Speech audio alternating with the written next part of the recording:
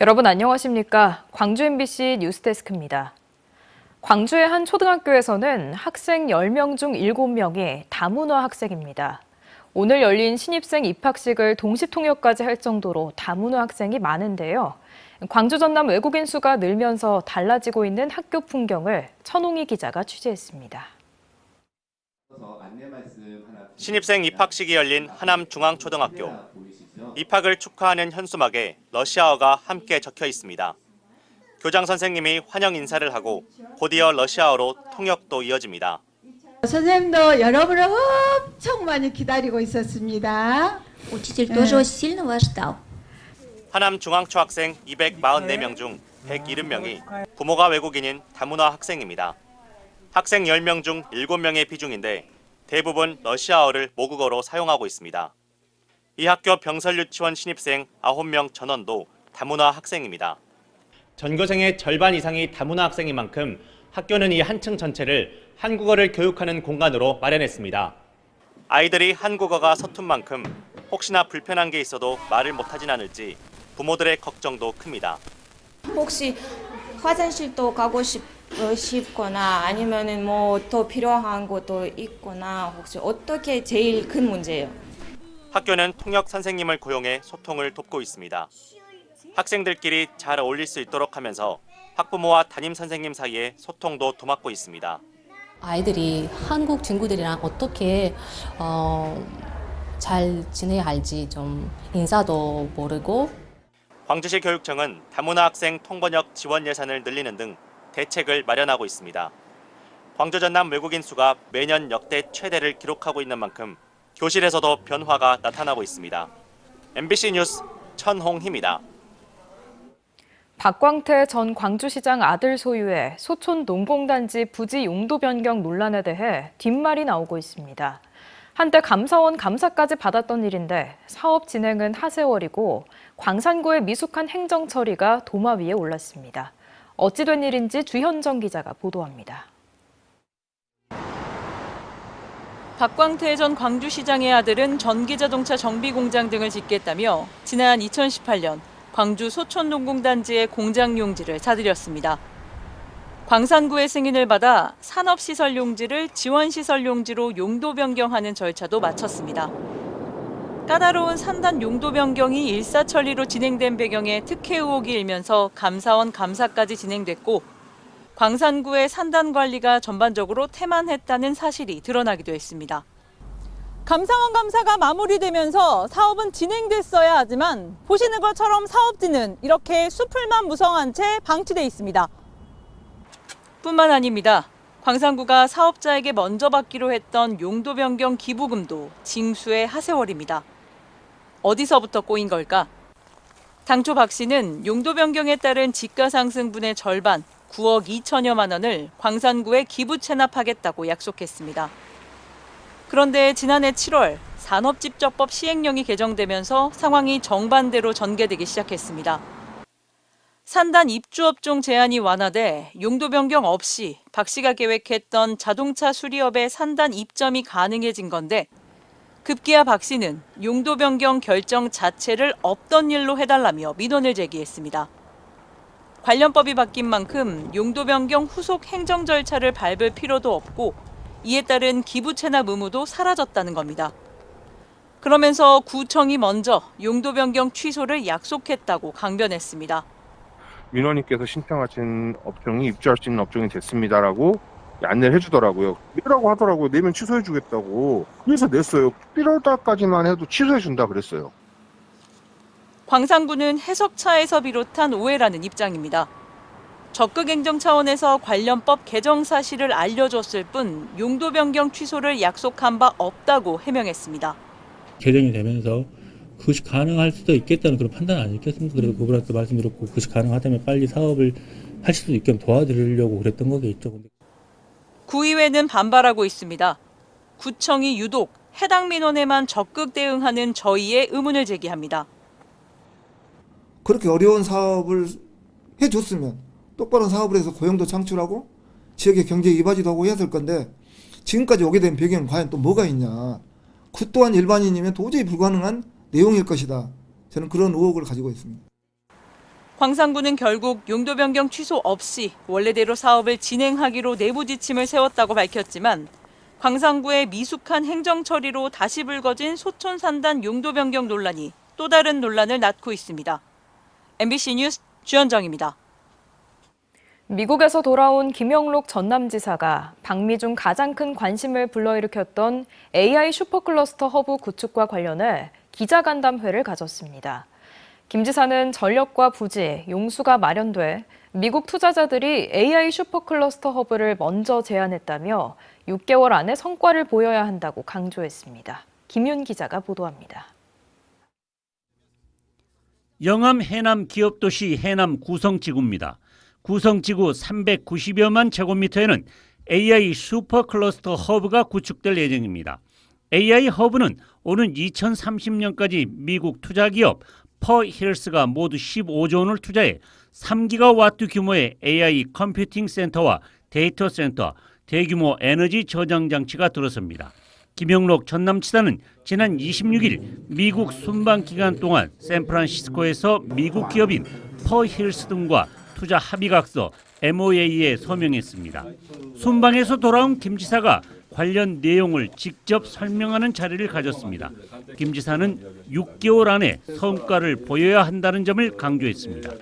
국제적으로 상당히 알려진 분이에요. 그래서 이 분들이 해보겠다. 그리고 구체적으로 지금 말할 수는 없지만은 나름대로 저희들이 6개월이라는 시한을 설정했는데 김 지사는 또 미국 투자자들이 AI 허브 구축을 위해 필리핀과 베트남 등 국외는 물론 국내에서도 한두 곳을 찾아봤고 결국 전남으로 낙점됐다고 밝혔습니다.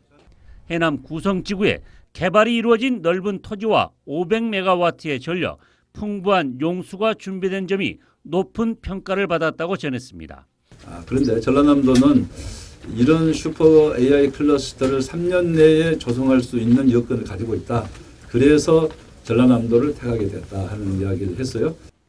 미국 투자기업 퍼힐스의 재무 상태를 우려하는 것에 대해서는 전남의 투자 여건이 중요하다며 도전을 강조했습니다.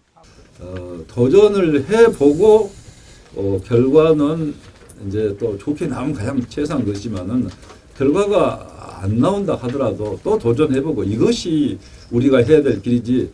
전국에서 가장 풍부한 신재생에너지와 토지, 용수를 가지고 있는 전남에 AI 슈퍼클러스터 허브라는 사상 최대 규모의 투자 유치 사업이 실현될지 여부에 관심이 높아지고 있습니다. MBC 뉴스 김윤입니다. 물김 가격 폭락분이 시장에 반영되기 시작했지만 소비자들이 느끼는 김값은 여전히 고공세를 유지하고 있습니다. 김값을 잡기 위해 칼을 빼들었다던 해양수산부의 대책들에도 실효성 문제가 제기되고 있습니다. 서희령 기자가 취재했습니다. 2025년산 김이 시장에 본격 공급되는 2월 말. 앞서 해양수산부는 이 시기부터 소비자들도 김 가격 하락을 체감할 수 있을 것으로 전망했습니다. 확인을 위해 인근 전통시장에서 직접 마른 김을 구매해봤습니다. 대부분 일반 김 100장, 한 속 기준 15,000원 선에 판매되고 있었습니다. 소비자 가격은 보통 이제 15,000원부터 이렇게 있거든요. 지금 선 정도의 그 김이 유지가 되죠. 참김도. 왜냐하면 그 가공료가 붙기 때문에.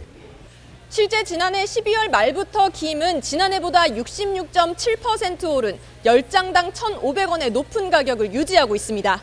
물김 버려지고 막 이런 것들은 들으셨죠? 네, 봤어요. 근데 그런 거에 비해서 좀 어때요? 그런 거 봐서는 좀 쌀 줄 알았더니 그래. 좀 쌀 줄 알았더니 그대로? 전망이 엇나가며 그간 해수부에서 진행한 관계기관 합동 김 가공 유통업체 현장 점검 등 관리 방안들도 설득력을 얻지 못하고 있습니다.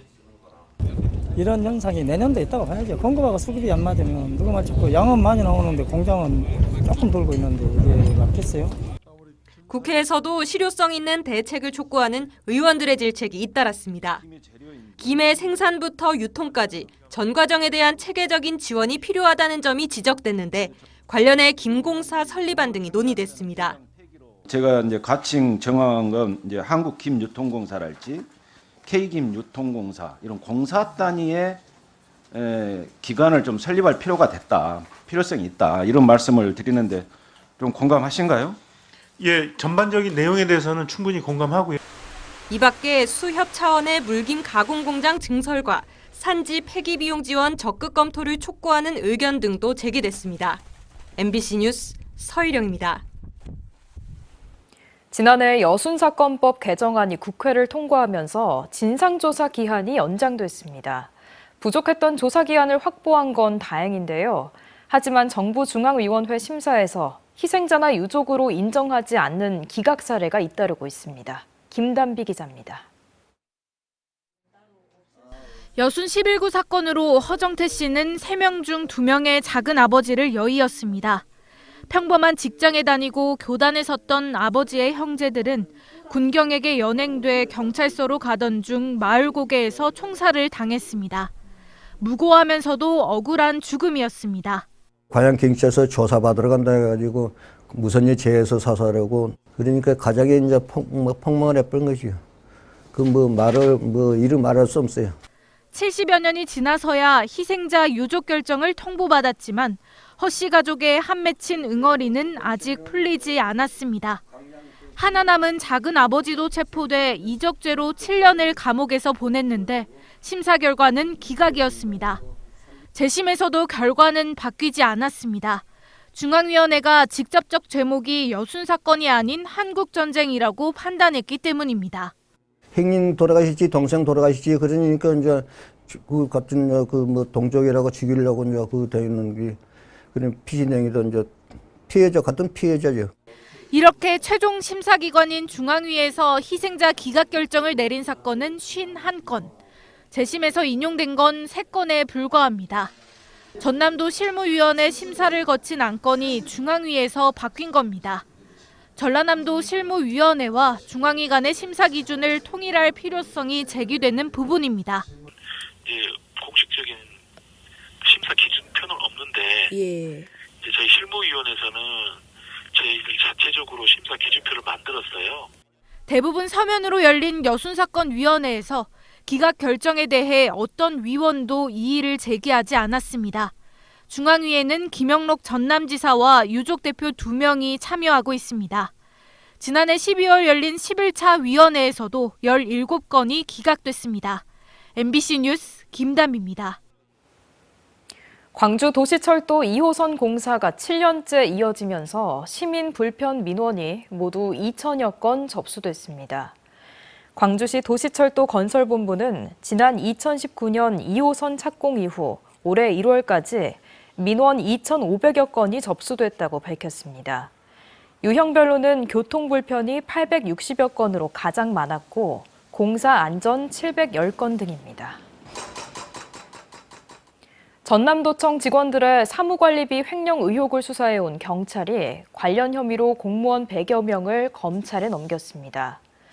전남경찰청 반부패 경제범죄 수사 1대는 지난 2018년부터 최근 5년 동안에 전남도청 사무관리비 사용 내역을 수사한 결과 많게는 1,000만 원 이상 사무관리비를 횡령해 가전제품, 의류 등을 구입하거나 사적으로 사용한 133명을 검찰에 송치했다고 밝혔습니다.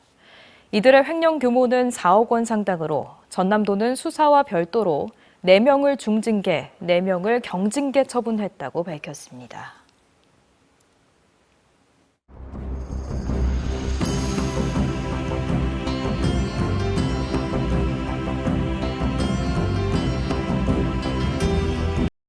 언제 어디서나 내 손 안의 뉴스. 광주 MBC 뉴스 유튜브 구독으로 함께하세요.